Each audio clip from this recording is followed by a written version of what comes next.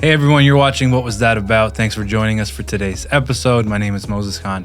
I am with Dr. Tony Saldano. How you doing, Pastor? Good. How are you, sir? I'm good.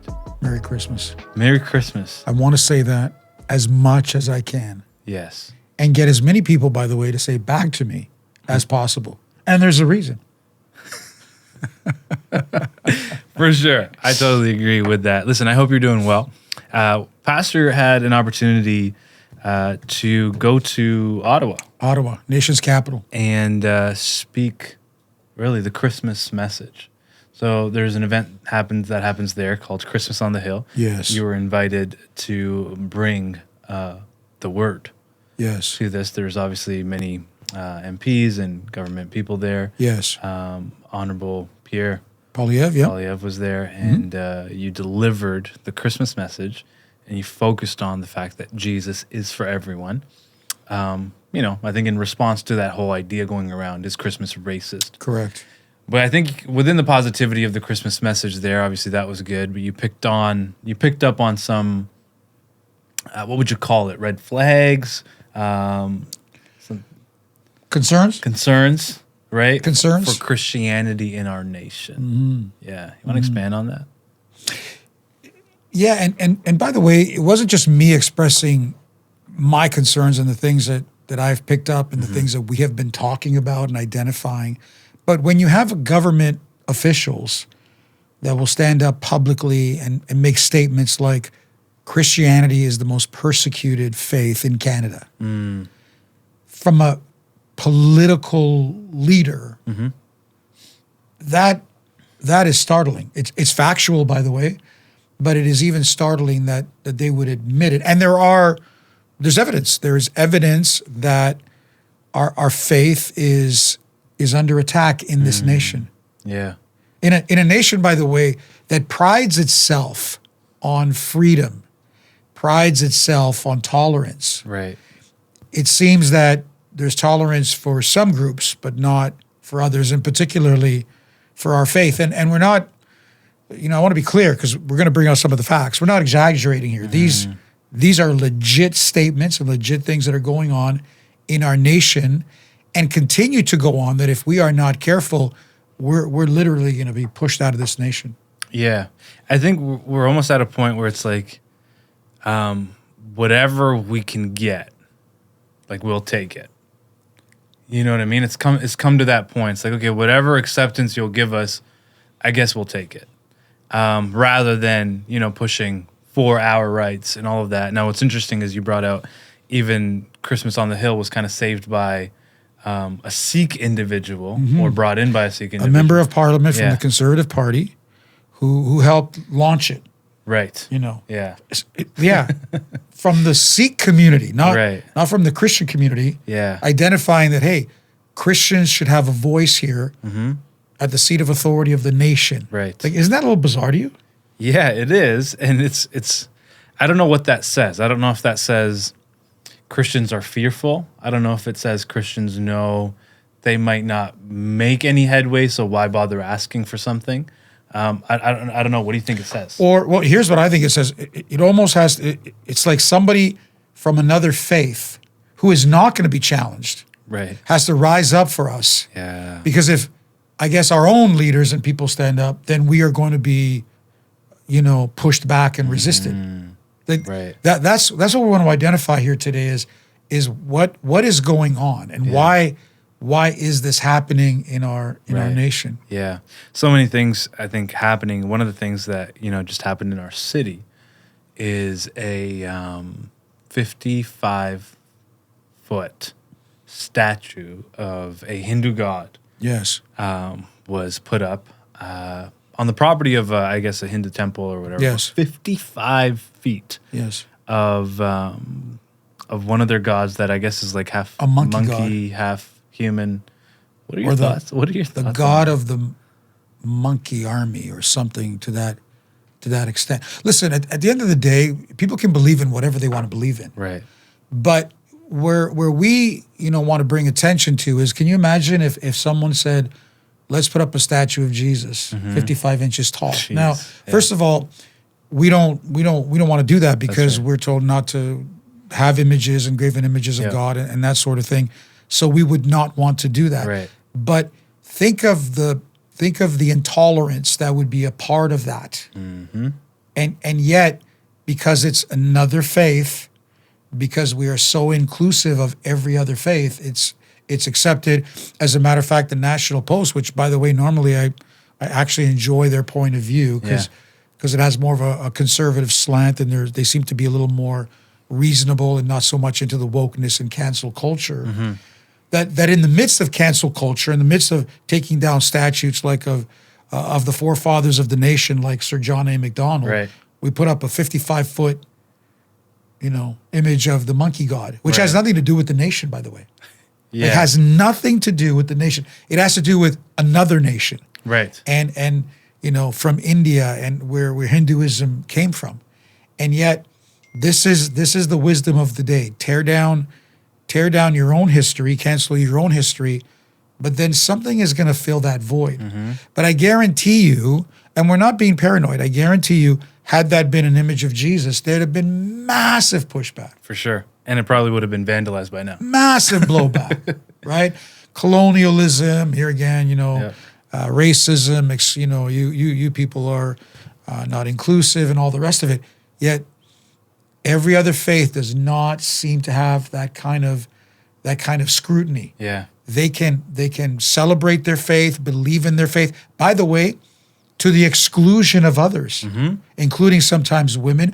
We have seen female politicians go into mosques and have to, wear the head garb and what have you. And they just do it outright. They don't talk about women's rights or anything like that because they understand, hey, this is the protocol.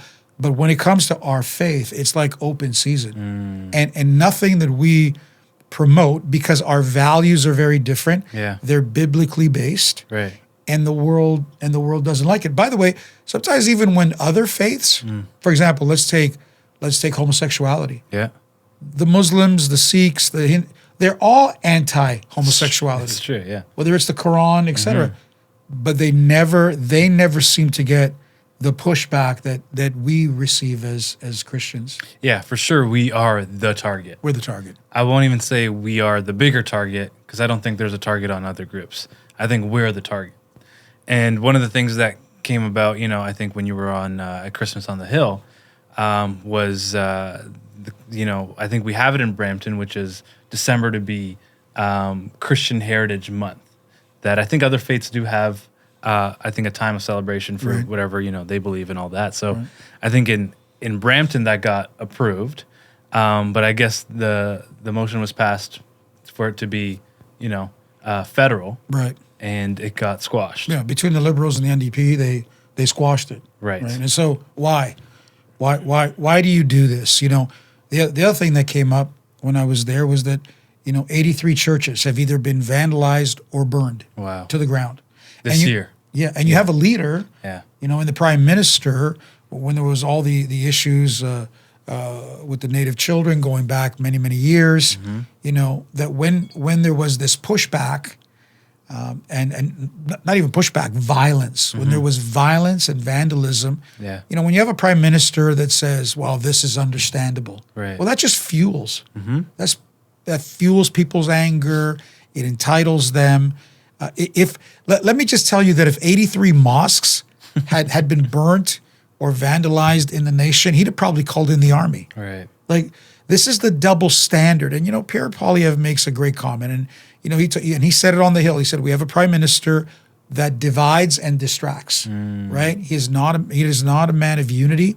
He is a man of disunity. In particular, his biases are, his biases are based on what he likes, who he wants. Yeah. He's been very clear that he's anti-Christian, if you will, and we see it. We Pastor Moses, we saw it in COVID. Pastors being arrested for not for murdering, raping, pillaging, no, for having services because somehow they were going to kill the people, because they had public events. But they weren't dying in Costco. They were only dying in churches. Right. Arresting pastors, finding pastors and churches are still in legal debates and negotiations and what have you because of what happened in COVID. Like Right. they're literally bankrupting certain ministries. Yeah. You know, because of the fines and the litigations, and this is in Canada. Pastors that are arrested for feeding the poor, pastors that are arrested for, you know, presenting the gospel on the streets, and by the way, where they have permits, or if, you know, God forbid, they should show up at a gay pride event and just have a presence there, right? They're assaulted, and the police don't even protect them. As a matter of fact, they are seen as the rebel rousers and the troublemakers. Like something has really flipped in this nation. And Pastor Moses, it's not just about, you know, people say, well, you know, it's just a faith thing. No, it's a family thing too, because parental rights are going away, and your ability as parents to train, develop, raise your children in the values that we espouse biblically are being challenged. Yeah. I believe pretty soon it's going to affect your ability to work and get jobs unless you tick certain boxes of the new values that this, you know, radical left government has espoused. Yeah. You don't tick these boxes, then you won't work here. Wow. Or maybe, you know, you won't raise those children. They'll be taken away from you. And we see it. We see it with you know, gender confusion and what have you. And it's only going to get worse unless we rise up and push back. I'm telling you, we're going to be pushed right out of the nation. Yeah. And to your point, it's like we're celebrating every little piece of scrap that we have left, and yet the whole nation is based on Judeo-Christian principles and values. Yeah, exactly. Foundational. Exactly. Wow. So clearly there is an attack on Christianity. Do you see, you know, just as we wrap up here, with this attack, do you see the church rising? Do you see Christianity flourishing through this? The existing church, even maybe the gospel message, or do you see maybe a challenge for that as well? Well, you know, we know that the church thrives under persecution. But that being said, we have parts of the world, for example, Turkey. Yeah. We have parts of the world where persecution annihilated the church. So this romantic idea that we will always flourish under persecution, there is truth to that, but it's not always the truth. Wow. But it is difficult. It is difficult to live out your faith. Yeah. And I don't believe the Church of Canada is strong enough, passionate enough. Like there could be pockets, but let's say from an overall perspective, I don't think we're not prepared, Pastor Moses. We don't come from nations like Pakistan, China, where they know what it's like to thrive under persecution.